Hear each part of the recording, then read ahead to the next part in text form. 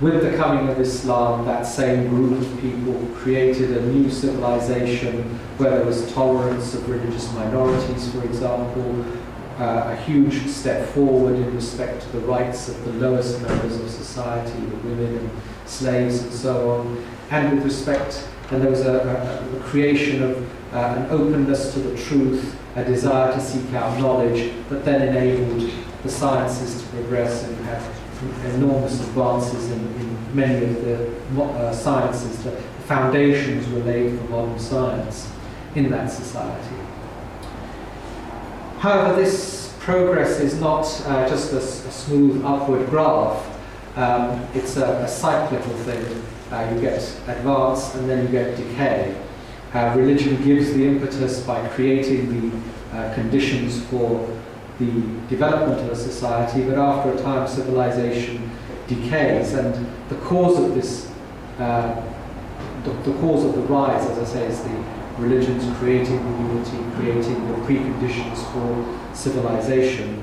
The decay is caused by a loss of these qualities, the morality, the unity, the openness, and people use religion to gain power. There's corruption, there's sectarian division, and then the onset of narrow-mindedness and rigidity that closes the doors to scientific advancement and so forth. And if you study the history of Islam, for example, that becomes very clear. I don't have time to go into the details. So Baha'u'llah is saying that all human beings, all men have been created to carry forward an ever-advancing civilization. And he says, "The Almighty beareth me witness, to act like the beasts of the field is unworthy of man." So in other words, being back in that situation of the selfish gene that the biologists say is our instinctual nature to be, is unworthy of a human being. Those virtues that befit his dignity are forbearance, mercy, compassion, and loving kindness towards all the peoples and kindreds of the earth.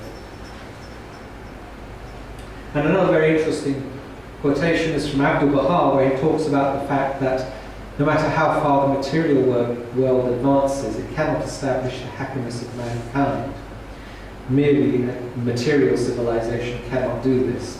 Only when material and spiritual civilization are linked and coordinated will happiness be assured. For in material civilization, good and evil advance together and maintain the same pace. This is a very interesting point. What he's saying is that if you only have material civilization, which is what we've got today, we've got a civilization that's entirely materialistic, is entirely focused on giving people things. All the politicians, they're promising you, how much prosperity they'll give you, how many things they'll give you, how many new television sets and whatever else you want, you can get if you vote for me. That's their goal, that's their aim. It's a purely material civilization.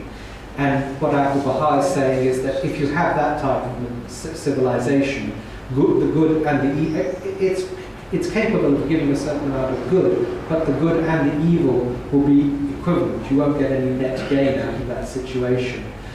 But if you then introduce the divine civilization, the spiritual elements, then that's what's needed if you're going to get progress. You're actually going to get the good being greater than the evil. Any human action will have some element of good and some element of evil resulting from it.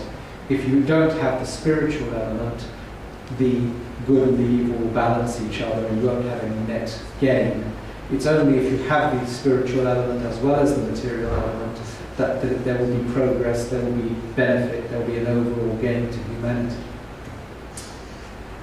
So what's wrong with our present civilization? Well, as I've already mentioned, we have this lack of spirituality and morality, lack of unity. And the other major feature is this hierarchical nature of our society. When we moved from a tribal society into cities, basically the social structure became what's called a hierarchical structure. In other words, you have a few people at the top, a huge and a very wide pyramid with lots of people at the bottom of society. And the few people at the top that tend to be men, so it's also called a patriarchal society, tend to have the power, They tend to be the people who make the decisions. They're the people who control the education system, so they teach our children what to think. They're the people who control the media, so they tell us what to think. And they are the people who control all, make all the decisions and control everything in society. And of course, what that means is that the vast majority of people, the minorities, the poorer classes, women, all of these groups who are at the bottom level of society don't get an opportunity to have a say in the decisions that are made about them. In fact, they're so used to not being told what to do and not thinking for themselves that they get into a situation where they think that they can't think, that they don't have any opinions, and they take on this sort of subservient role in society. And the other element in this hierarchical society is that the only way you can keep that structure going is through imposing it. In other words, through compulsion, and if necessary, through violence. What is actually the underlying guarantee of that hierarchical structure is violence. That if you don't, go along with this structure, you'll be chucked in jail. Ultimately, you might even be executed for treason. It's basically violence that underpins this hierarchical structure. And the other thing that it creates is competitiveness, because you're made to compete to go up that ladder to the top. So it creates competitiveness, anxiety, and when companies are competing with one another, they create pollution.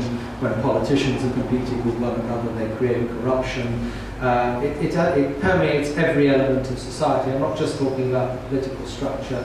The same hierarchical structure is in our businesses, in our education system, in the legal system. Every element of our society. It even goes right down to the family, where you have the head of the family imposing his will on the rest of the family.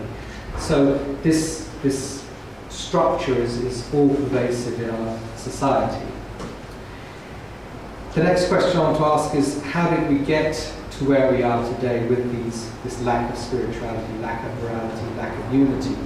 And basically what happened is that in the 19th century, religion was pushed aside in our societies. I'm here talking mainly about the West.